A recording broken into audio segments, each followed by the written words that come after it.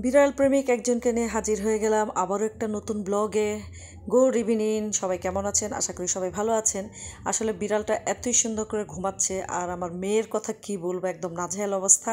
নিশ্চয়ই আপনারা দেখে বুঝতেই পাচ্ছেন এটা আসলে আমার বাসা না, এটা হচ্ছে আমরা একজনের বাসায় গিয়েছিলাম। এটা আপনাদের জন্য একটা ধাঁধা, আমি অবশ্যই আপনাদের বলে দিব আসলে কার বাসায় গিয়েছিলাম।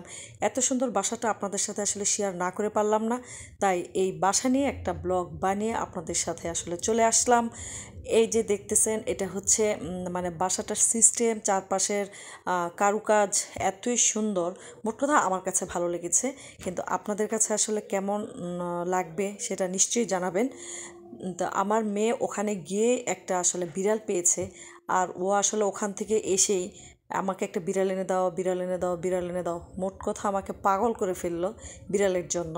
ও যেহেতু বিড়ালটাকে নিজে দেখতে পাচ্ছে, ধরতে পাচ্ছে, মানে একটু সাহস হয়েছে, এজন্য আসলে ও বিড়ালটাকে লালন পালন করারও সাহস হয়েছে। দেখা যাক ভবিষ্যতে কি করি, ওকে আসলে বিড়ালটা দেওয়া যায় কি না, ও আসলে টেক কেয়ার করতে পারে কি না, যেহেতু বিড়ালের জন্য এতই পাগল। তো এটা হচ্ছে আমাদের, অনেকে হয়তো বা চিনেন, আমার যারা পরিচিত, এটা হচ্ছে আমাদের রুনি আপার বাসা, মানে রুনি ম্যাডামের বাসা।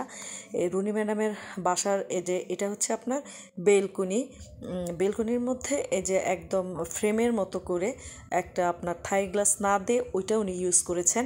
উনি আসলে নতুন ফ্ল্যাট কিনেছেন, যেটা হচ্ছে আপনার গাজীপুরে দক্ষিণ সায়বিথিতে। খুবই সুন্দর। ওখানে আসলে গিয়েছিলাম ওনার ইনভাইটেডে। তো ওখানে গিয়ে আসলে অনেক কিছুই ওনার সাথে শেয়ার করলাম, অনেক কিছু গল্পগুজব করলাম। আসলে বিশেষ করে এই বাসাটা আমার এতই পছন্দ হয়েছে, ওনার এই ফ্ল্যাটটা। উনি আসলে নতুনই উঠেছেন, সবে মাত্র 2 মাস হয়েছে মেবি।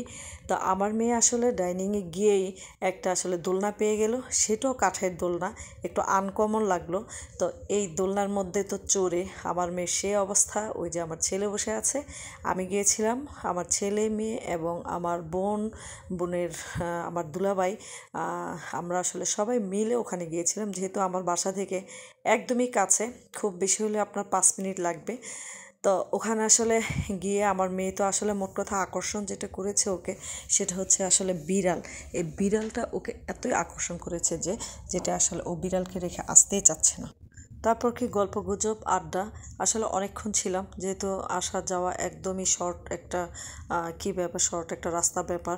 তাই আসলে রাত 8টা-9টা পর্যন্ত ওখানে আমরা দুই বোনই ছিলাম। অনেক গল্প গুজব, অনেক হাসাহাসি করে, যেহেতু রুনি আপা আসলে আমাদের খুব কাছের লোক, অনেক কথা টথা বলে তারপর এসেছিলাম। এবং ফ্ল্যাটটা কিভাবে কিনলেন, কিভাবে বুকিং দিলেন, এগুলো এভরিথিং ওনার কাছ থেকে আসলে জেনে আসলাম। আর এই যে একটা বসার একটা স্থান, এটাও আমার খুব পছন্দ। আসলে আমার যতই ফার্নিচার দেখি না কেন, আমার ছোটোখাটো ফার্নিচারগুলো হচ্ছে সবচেয়ে বেশি পছন্দ হয়। কোনো বিশাল ফার্নিচার কোনো কিছু, যে আমার বোন রুনি আপা দুইজনই আসলে রান্না নিয়ে ব্যস্ত, ওনারা আসলে নাস্তা বানাতে, আমরা এই অপেক্ষায় আছি, গল্প করতেছি। আর আমার মেয়ের বিড়ালটা নিয়ে যে কি অবস্থা, সেটা আসলে আপনাদের না দেখালে আসলে বিশ্বাস করবেন না। ও আসলে কখনোই বিড়াল ধরতে পারে না, কিন্তু রুনি আপার বাসায় গিয়ে ও বিড়ালকে মানে কি যে করতেছে, পুরো নাজেহাল অবস্থা।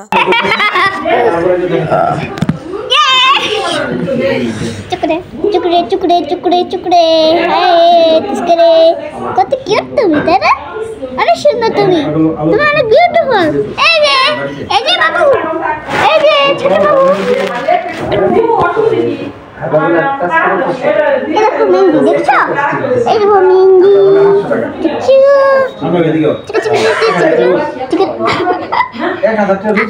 বানানোর চেষ্টা করতেছে। বল কই বল সামাদি চাকরি বল, পাতা খালি বল,